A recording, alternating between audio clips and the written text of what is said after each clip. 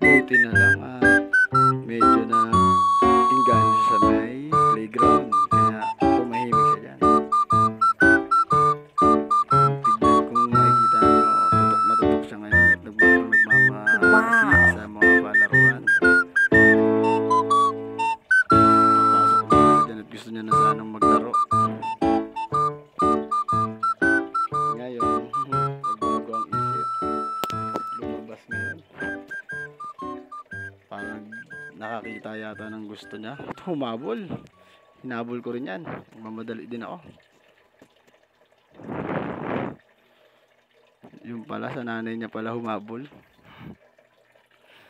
Iiwanan pala siya ng nanay niya kaya pala nagmamadali.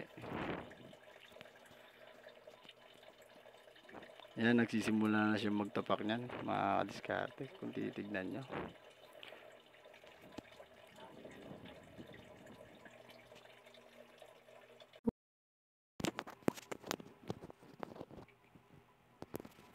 Yan. Hinahabol niya ngayon yan at tumitingin na naman siya sa paligid at nagmamasid kung ano na naman mapupunti rin niya mabibili at matuturo. Wow! Medyo